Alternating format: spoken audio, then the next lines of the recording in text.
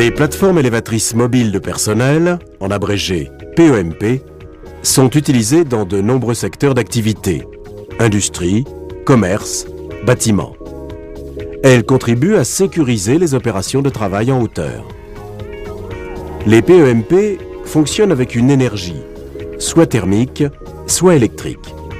Le plus souvent, les PEMP électriques sont préférés pour un usage à l'intérieur des bâtiments. Selon les modèles, la hauteur de levée peut aller de quelques mètres jusqu'à 70 mètres. La plupart des PEMP est conçue pour accueillir 2 personnes, parfois plus. La masse pouvant être embarquée est au minimum de 120 kg et peut atteindre 400 kg, voire plus sur certains modèles.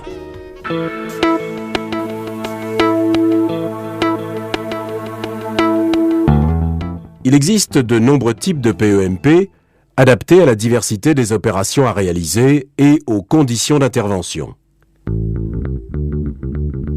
3 types de PEMP sont distingués selon la manière dont peut s'effectuer la translation, c'est-à-dire le déplacement du châssis. Les PEMP de type 1 ne peuvent être utilisés qu'à poste fixe. La translation n'est possible que si la plateforme de travail est repliée en position de transport. Les PEMP de type 2 peuvent être utilisés en continu. La translation du châssis est possible avec la plateforme en position de travail. La translation ne peut être commandée que depuis le sol avec un organe situé sur le châssis. Pour le type 3, comme dans le cas du type 2, la translation est possible avec la plateforme en position haute. La différence réside dans la possibilité de commander la translation à partir de la plateforme de travail. Les PEMP sont également classifiés selon les axes d'élévation. Dans le groupe A, l'évolution n'est possible que selon un axe vertical. Dans le groupe B, l'évolution est multidirectionnelle.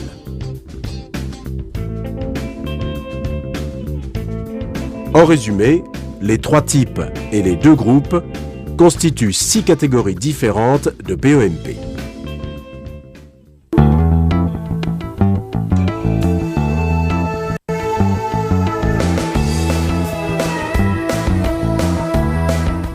L'utilisation d'une PEMP doit impérativement être effectuée par au moins 2 personnes, un conducteur et un surveillant. La première personne est embarquée dans la nacelle et la manœuvre. La deuxième personne reste au sol. Elle est chargée de la surveillance des opérations, de porter secours au conducteur en cas d'urgence ou encore d'effectuer une opération de dépannage en cas de défaillance du matériel.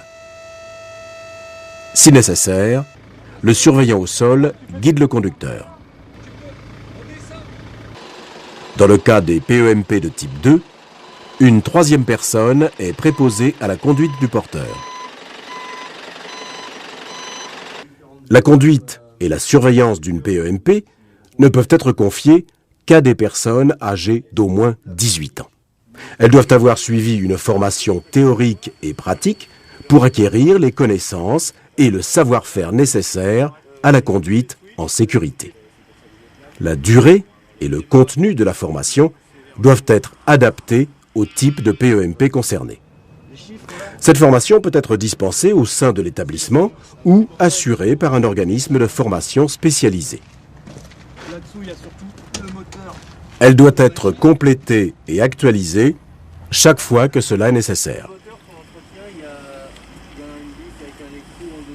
Avant de mettre une PEMP à la disposition d'un salarié, l'employeur doit évaluer dans quelle mesure le salarié dispose de l'aptitude et de la capacité à conduire l'engin sur lequel il doit pratiquer.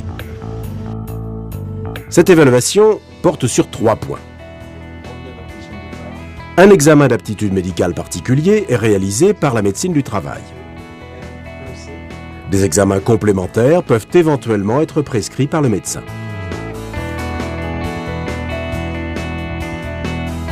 Le salarié doit disposer des connaissances et du savoir-faire théorique et pratique qui sont nécessaires pour la conduite en toute sécurité de la PEMP. Enfin, il doit connaître les lieux et les instructions à respecter sur le ou les sites d'utilisation.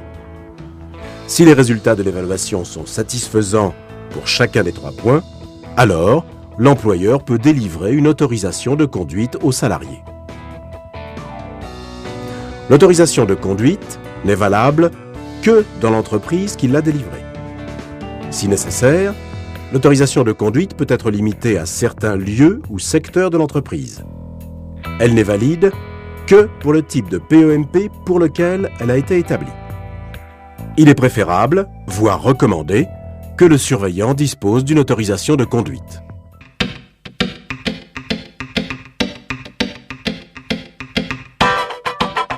Une PEMP se compose des éléments suivants. Un châssis,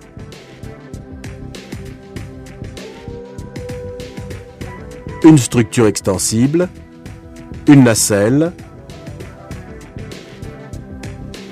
des organes de déplacement au sol, d'élévation, de commande et de sécurité. Le châssis porteur peut être poussé, tracté ou automoteur. Il peut, ou non, être équipé d'un contrepoids et de stabilisateurs qui assurent la stabilité de l'engin. La structure extensible est solidaire du châssis.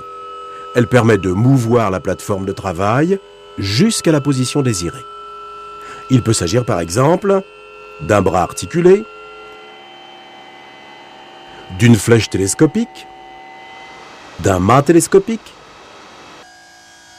de ciseaux ou de la combinaison de ces éléments. La structure extensible permet le positionnement de la plateforme selon un ou plusieurs axes, selon qu'il s'agit d'une PEMP de groupe A ou de groupe B.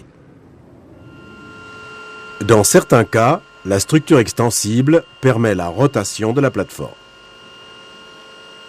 La plateforme de travail, communément appelée nacelle, est constituée d'un plateau ceinturé par un garde-corps et muni d'un portillon. Elle accueille le ou les opérateurs et leur matériel. Ils y trouvent le poste de commande principal de la PEMP.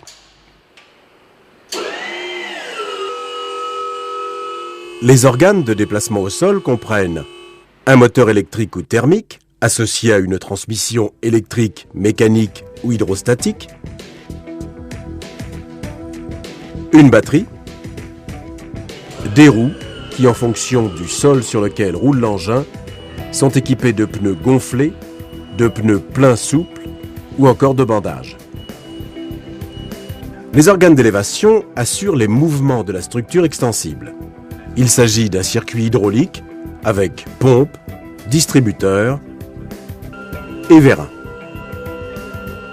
Regroupés au niveau du poste de conduite, les organes de commande servent à guider et à contrôler les déplacements au sol de l'engin et les mouvements dans l'espace de la nacelle. Sauf cas particulier, le poste de commande principal est implanté dans la nacelle. Il est utilisé par le conducteur pour la réalisation des mouvements souhaités. Le poste de commande de sauvetage est accessible au sol. Il est utilisé par le surveillant pour ramener la nacelle au niveau du sol en cas de défaillance du conducteur embarqué ou de défaut du poste de commande principal.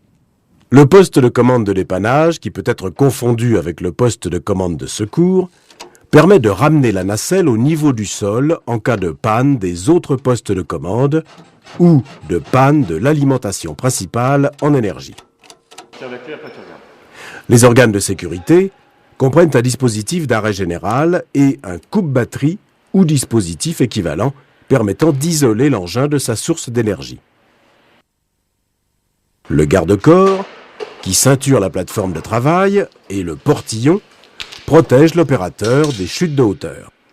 Fixée au plancher de la plateforme, la pédale homme-mort désactive les commandes si elle est relâchée.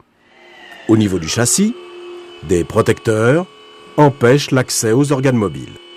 L'avertisseur sonore signale la présence de la PEMP aux tierces personnes. Il peut être complété par des feux ou un gyrophare. D'autres organes de sécurité équipent certaines nacelles, comme par exemple l'asservissement entre la position des stabilisateurs et les manœuvres de la plateforme. Citons également les limiteurs de vitesse, de sollicitation, de portée et de dévers, dont l'utilité sera examinée par la suite. Les différents organes qui composent une PEMP lui permettent d'effectuer différents types de mouvements, comme par exemple le levage en montée et en descente, le relevage en montée et en descente,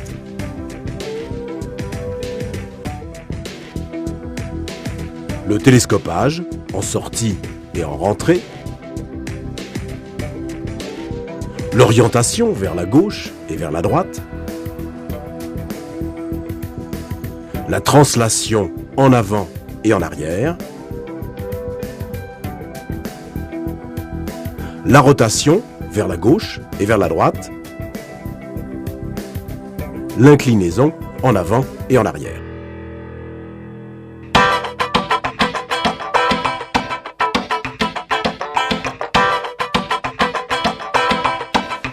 Les limites d'utilisation définies par le constructeur figurent dans la notice d'instruction. Elles sont également affichées sur la nacelle et sur le châssis. Selon le type de nacelle, elle vous indique notamment la charge utile, c'est-à-dire le nombre maximum de personnes et la masse maximale pouvant être embarquées en nacelle, la hauteur maximale d'élévation, la portée, c'est-à-dire la distance horizontale maximale entre le châssis et la nacelle. En associant hauteur et portée, on définit le volume d'évolution de la nacelle. Les limites d'utilisation indiquent également le dévers admissible, la vitesse maximale du vent, la vitesse maximale de déplacement au sol, les efforts horizontaux permis depuis la nacelle. Les limites d'utilisation doivent être respectées en toutes circonstances. La surface d'appui d'une PEMP est délimitée par les 4 pneumatiques. Si elle dispose de stabilisateurs, cette surface est agrandie en conséquence. La projection verticale du centre de gravité doit toujours se trouver à l'intérieur de la surface d'appui. Prenons 2 exemples. Si la charge embarquée en nacelle est supérieure à la limite fixée par le constructeur, la projection du centre de gravité de la PEMP sort de la surface d'appui. Le renversement survient. Plus le sol est incliné, plus la projection du centre de gravité tend à se déplacer vers l'extérieur de la surface d'appui. Si la pente devient supérieure à la valeur limite fixée par le constructeur, l'engin se renverse. Pour prévenir les risques de basculement, la plupart des PEMP sont pourvus d'un limiteur de sollicitation. Cet organe de sécurité rend impossible l'élévation avec une masse embarquée supérieure à la masse maximale prévue par le constructeur. Il bloque également l'extension et la translation au-delà d'une certaine limite. Le limiteur de dévers empêche l'élévation si le dévers est supérieur à la valeur maximale fixée par le constructeur.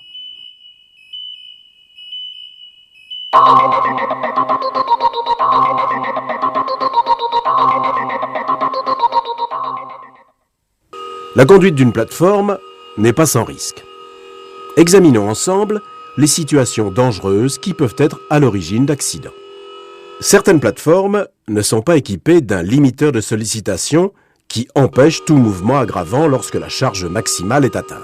Imaginons que vous dépassez la charge maximale admissible en nacelle fixée par le constructeur. En cours de manœuvre de la nacelle, la projection du centre de gravité peut sortir de la surface d'appui. La plateforme se renverse.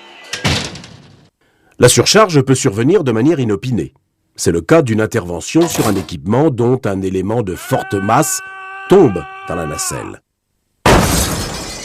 La surcharge peut également provoquer l'effondrement de la structure.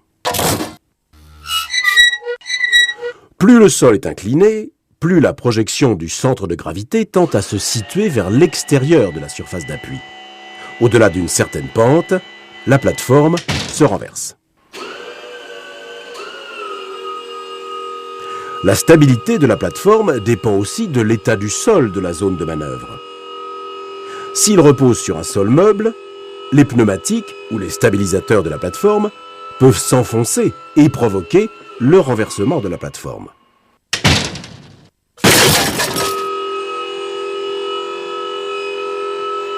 Attention aux appuis sur des sols insuffisamment résistants tels que dalles sur vide, caillebotis ou plaques de regard d'égout.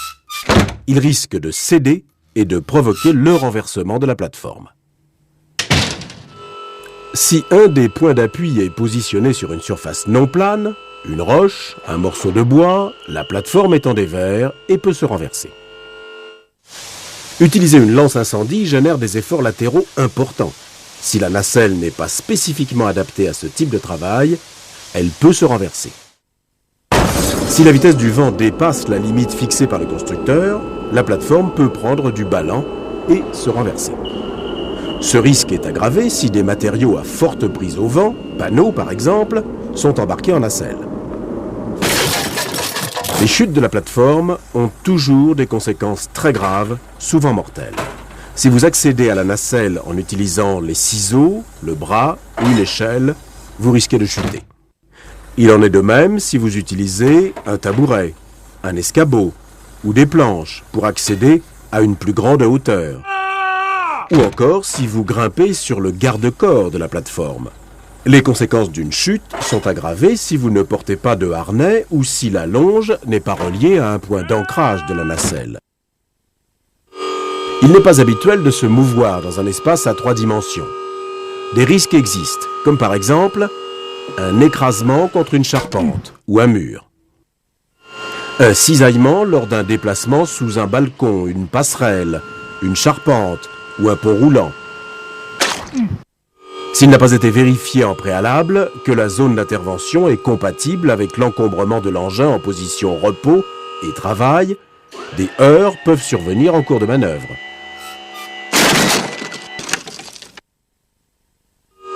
Le surveillant au sol peut être heurté par la plateforme s'il ne se tient pas à l'écart de l'engin lors de ses manœuvres au sol. Ou encore lors de la descente de la plateforme.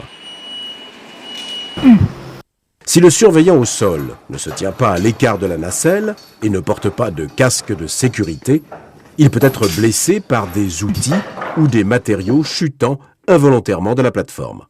Enfin, une mauvaise communication entre le surveillant au sol et le conducteur embarqué peut être à l'origine d'accidents.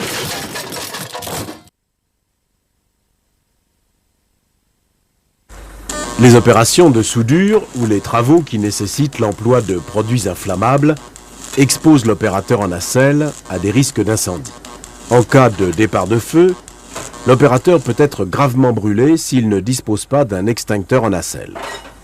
L'utilisation d'une plateforme à moteur thermique dans un local clos mal ventilé expose le conducteur à un risque d'intoxication par les gaz d'échappement. En cas d'intervention sur une voie de circulation, un balisage inadapté ou absent expose à des risques d'accident avec des véhicules ou des engins. De mauvaises conditions de visibilité augmentent considérablement les risques d'accident. C'est le cas en extérieur au moment du crépuscule, par temps de brouillard, ou si l'atmosphère est fortement enfumée. C'est également le cas lors d'une intervention dans un bâtiment mal éclairé. Travailler à proximité d'une ligne électrique aérienne sous tension est particulièrement dangereux. Si la plateforme touche une ligne électrique, une personne ayant les pieds au sol et qui entre en contact avec une partie de la plateforme peut être électrisée. Il en est de même si la plateforme s'approche à moins de 3 mètres de conducteur dont la tension est inférieure à 50 000 volts ou à moins de 5 mètres si la tension est supérieure à 50 000 volts. Par phénomène d'amorçage, l'ensemble de la plateforme sera électrifié.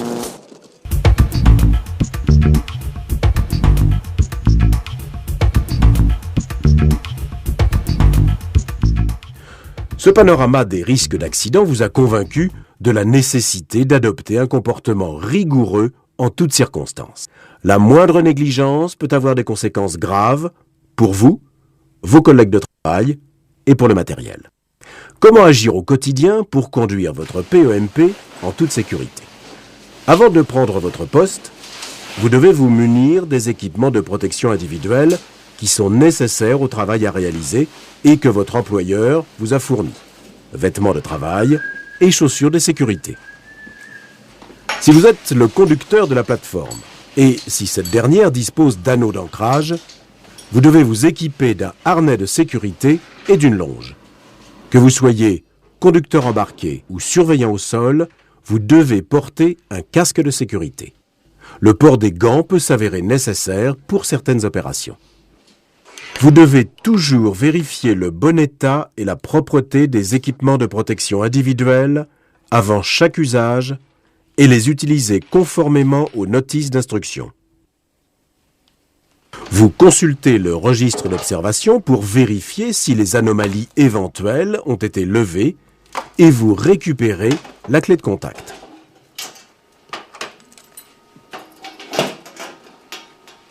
Vous prenez connaissance des consignes et vous repérez la zone dans laquelle vous allez opérer. Vous devez prêter une attention particulière à l'état et à la résistance des sols, en vérifiant notamment l'absence de sol meuble, de dalles sur vide, de citernes enterrées, de plaques de regard, de déclivité excessive du terrain, d'obstacles au sol. Lors du repérage, vous identifiez également la présence éventuelle de voies de circulation, de fossés, de lignes électriques aériennes. Vous devez aussi évaluer dans quelle mesure il y a adéquation entre le travail à effectuer d'une part et les capacités de votre engin d'autre part. Référez-vous à la plaque de charge et à la notice du constructeur en cas de besoin. Avant de démarrer votre PEMP, vous devez effectuer les vérifications suivantes. Tout d'abord, un contrôle visuel en circulant autour de l'engin pour examiner l'état général du châssis et de la structure extensible, l'état général de la plateforme, en particulier le garde-corps et le portillon, le bon état des organes de commande et de sécurité, le niveau de la charge de la batterie s'il s'agit d'une PEMP électrique, le niveau d'huile moteur et de liquide de refroidissement s'il s'agit d'une PEMP à moteur thermique, le niveau de carburant, le niveau du circuit hydraulique, l'absence de fuite au sol,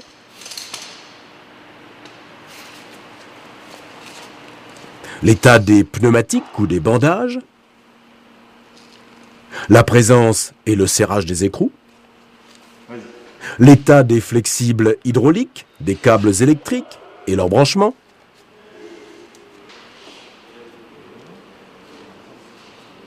l'état des axes et des goupilles, l'état des stabilisateurs quand ils existent. Enfin, vous vous assurez de la présence de la notice d'instruction. Si l'engin est loué, vous devez disposer du certificat de conformité et du dernier rapport de vérification daté de moins de 6 mois. Vous devez ensuite effectuer un essai des différentes fonctions de la PEMP. Vous vérifiez le bon fonctionnement des commandes des postes de conduite en commençant par les postes situés au sol, secours et dépannage. Les mouvements doivent s'effectuer sans bruit ni à-coups sur toute leur course. Vous testez ensuite le poste principal en nacelle. Les commandes doivent revenir automatiquement au point neutre, sauf l'arrêt d'urgence. Vous poursuivez les essais par la vérification du bon fonctionnement des commandes d'élévation. Vous faites un essai du bon fonctionnement de l'avertisseur et de l'éclairage de signalisation s'il existe. Pour terminer, vous vérifiez le fonctionnement des organes de sécurité, comme par exemple le limiteur de dévers. Vous devez immédiatement rapporter toute anomalie à votre responsable hiérarchique qui prendra les décisions qui s'imposent. Moi, je travaille pas comme ça. On va faire venir quelqu'un pour réparer cette machine. Et surtout, tu touches plus du tout. Toute anomalie doit être consignée dans le registre d'observation. Toute PEMP doit faire l'objet d'une vérification générale périodique tous les 6 mois, ainsi qu'après un remplacement, une réparation ou une transformation importante visant les organes essentiels de l'engin, ou encore à la suite d'un accident provoqué par la défaillance d'un organe essentiel.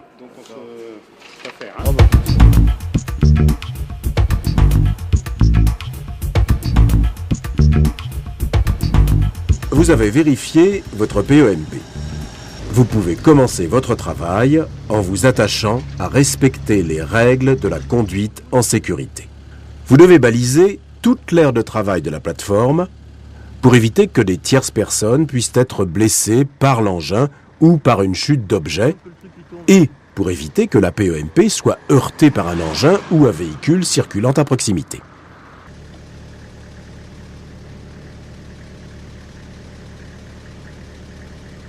Les dimensions de l'aire balisée et le matériel utilisé pour le balisage doivent être adaptés à la nature de la zone d'intervention.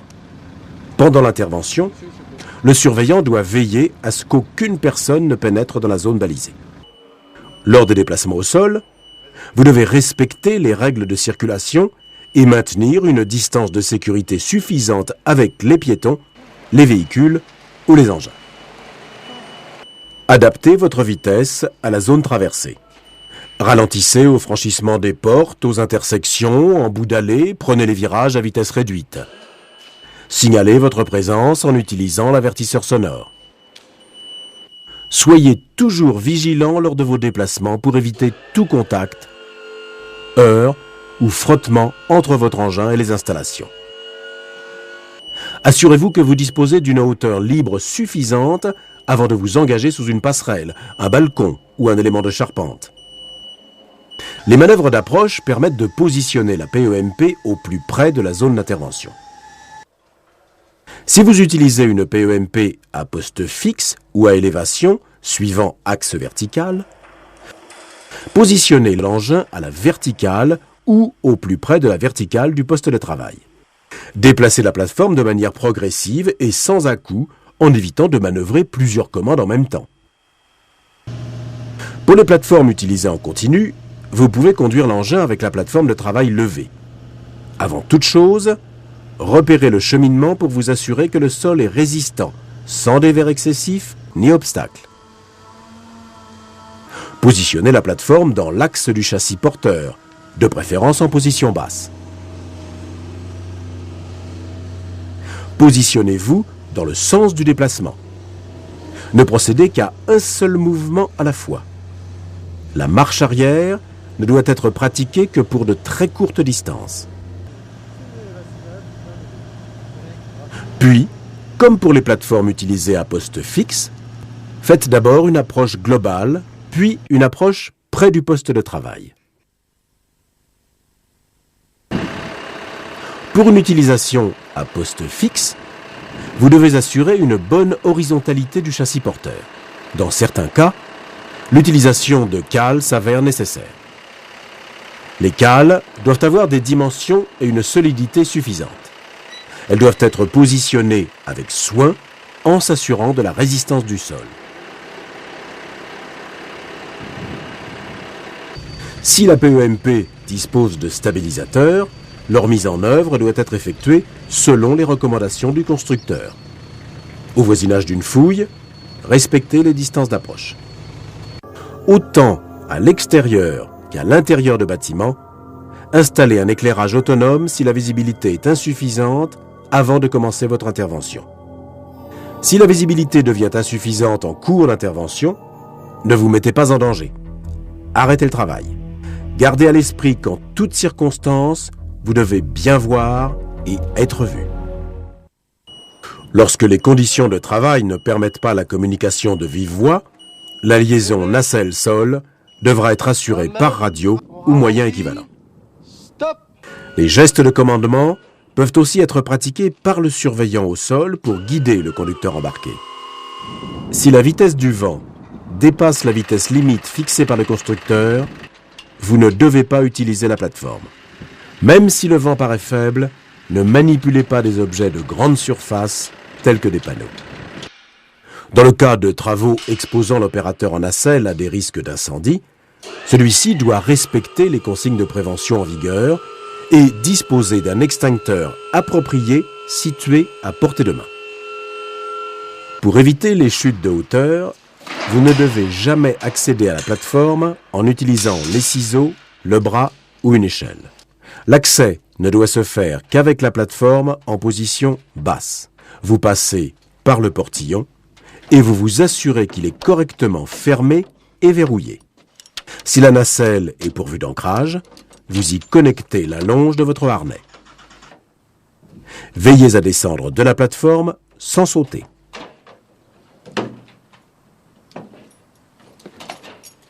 Veillez à maintenir la propreté de la plateforme et à ne pas l'encombrer d'objets inutiles qui risquent de vous gêner ou de bloquer l'accès aux commandes.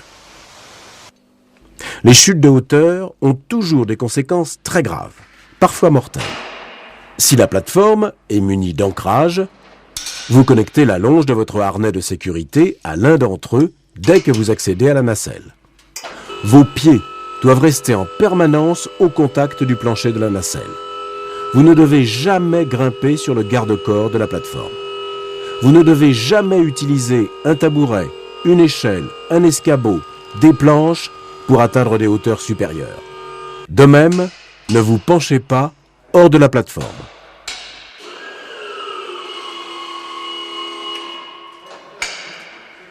Le conducteur embarqué doit veiller à ce que les outils et les matériaux utilisés ne tombent pas au sol. Le surveillant au sol doit, quant à lui, se maintenir suffisamment à l'écart pour ne pas risquer d'être blessé par un objet qui chute.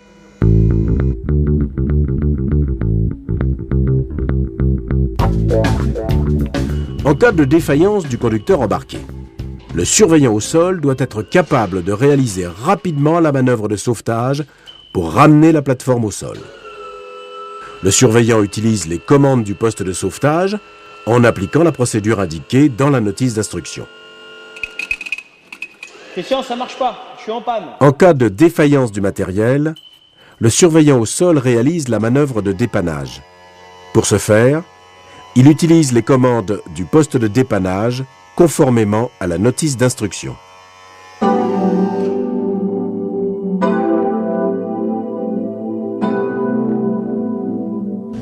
Au cours de votre intervention, si vous devez procéder à un arrêt, ramenez la plateforme au niveau du sol et verrouillez la structure extensible sur le châssis.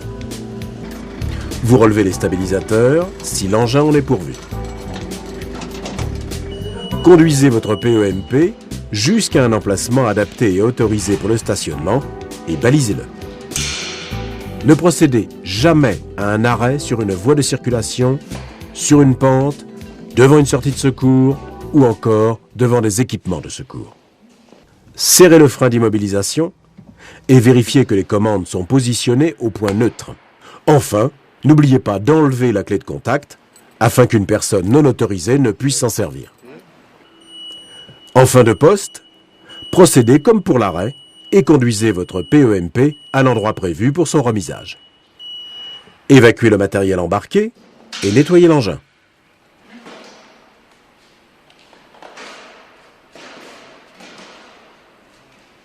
S'il s'agit d'une PEMP électrique, vérifiez une fois par semaine le niveau de l'électrolyte dans la batterie et complétez-le en cas de besoin. Attention aux brûlures par l'acide. Munissez-vous des équipements de protection individuelle adaptés.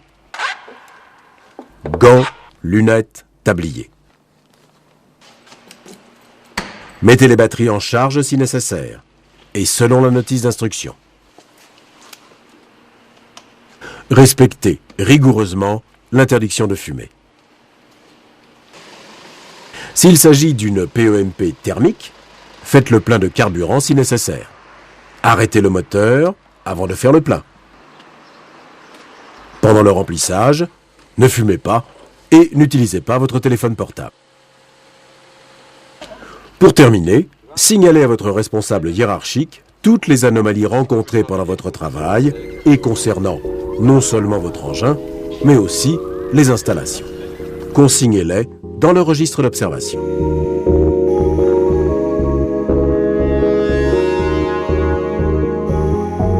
La PEMP que votre entreprise vous a confiée représente une valeur financière importante. Il en est de même pour les équipements et les produits qui sont présents dans l'environnement au sein duquel vous travaillez. Vous êtes responsable de la conduite de votre plateforme. Si vous êtes amené, par le non-respect des consignes ou par des comportements inadaptés, à détériorer l'engin, le matériel ou encore les bâtiments, votre employeur est en droit de vous sanctionner. Si pour les mêmes raisons, vous provoquez un accident qui blesse gravement un salarié de l'entreprise, votre responsabilité peut être engagée sur le plan civil et pénal. Pour votre sécurité et celle des autres, respectez en toutes circonstances les conseils et les consignes qui vous ont été présentés dans ce film.